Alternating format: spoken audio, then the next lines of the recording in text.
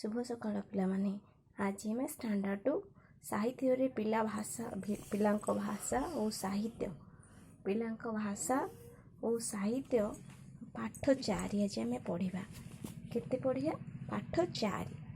तो पाठ 4 कौन अच्छे देख लो पाठ 4 अच्छे रेफ जोग जानिछ कि नहीं पिला माने से रेफ आम पढ़ा वर्णबोधर भी पढ़ी थो शब्द गुड़िक। तो देख तो तुम निजर बहीर जो पेज नंबर हूँ 13 बाहर कर पाठ 4 आम पढ़ा पिला माने देख लो ये छवि गुड़े देखी किसी बुझीपार कि नहीं। तो देख आम किसी शब्द पढ़ा शब्द सहित गोटे छोटिया गपटे रोचे से आम पढ़ी रे विषय जाना ठीक अच्छे।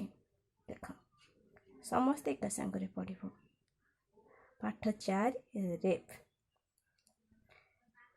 पर्वत पढ़ पिला माने पर्वत। तापर देख पिला माने कौन अच्छी सूर्य कौन अच्छी सूर्य। तापर देख पिला माने नेक्स्ट पेज बाहर करके जो भली पढ़ुची समस्ते से ही उच्चारण करी पढ़ो।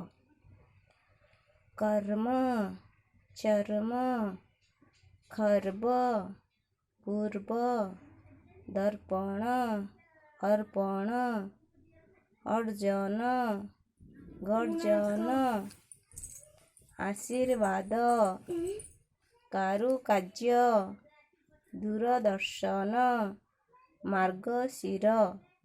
तो ये पिला माने ये जो शब्द देछि शब्द गुड़ी को पढ़ो बुझेगा पढ़ो ता सहित लिख लेखा अभ्यास रखिले तुमर जो बनाना रोचे बनाना गुड़ी भूल हम ना।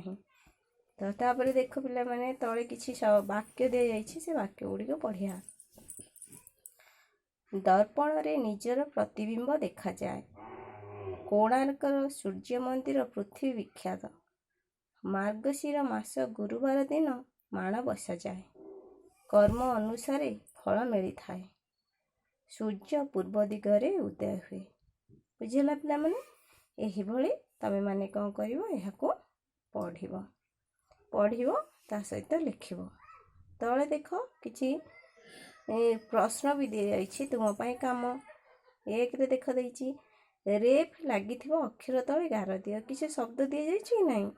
देख से शब्द रे जोटारे रेफ व्यवहार कराइछि से रेफ थिबा शब्द तले कौन करिवो बा अक्षर तले तमे गार टाणिवो। शीर्ष सर रेफ अच्छी बुधनी स तले तो ता तले गार देव कर्पूर पर रेफ अच्छी तो प तले गार देव गर्व प तले गार देव प्रचंड प्रचंड रे अच्छी कि नहीं विख्यात अच्छी कि नहीं।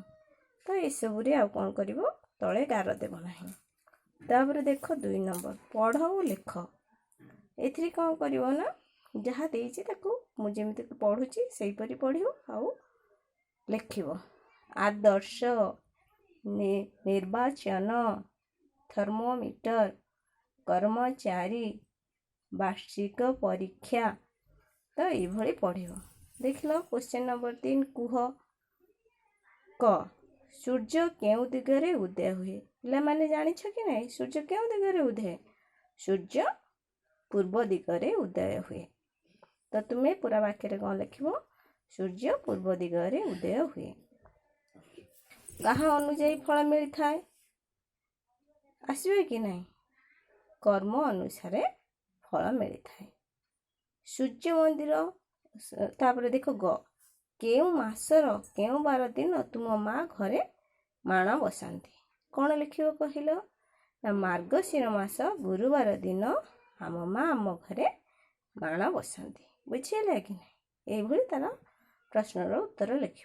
तापर घ देख सूर्य मंदिर क्या कह जाए सूर्य मंदिर क्या कह जाए कोणार्क को सूर्य मंदिर बोली कह जाए सूर्य मंदिर कोणार्क को कह जाए।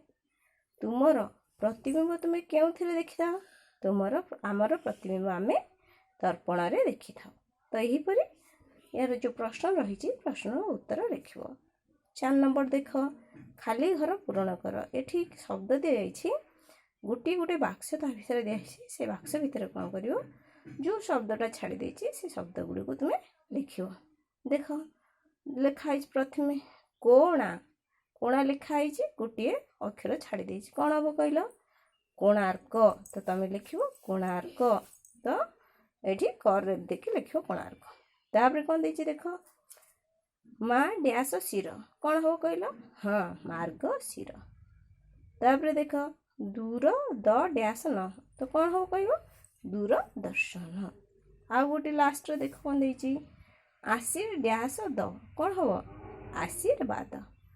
ତ ଏହିପରି ପିଲାମାନେ କ'ଣ କରିବ ନା ରେଫ୍ ଯୋଗରେ ତୁମେ ପଢ଼ିବ, ଲେଖିବ, ଆଉ ବାରମ୍ବାର ପଢ଼ିବା ସହିତ ବାରମ୍ବାର ଲେଖିଲେ ଅଭ୍ୟାସ ବି ଭଲ ରହିବ। ତା ସହିତ ଯେଉଁ ରହିଛି ତୁମର ବନାନ ଗୁଡ଼ିକ ସଠିକ୍ ଭାବରେ ତୁମେ ଲେଖିପାରିବ। ତ ଆଜି ପାଇଁ ଏତିକି।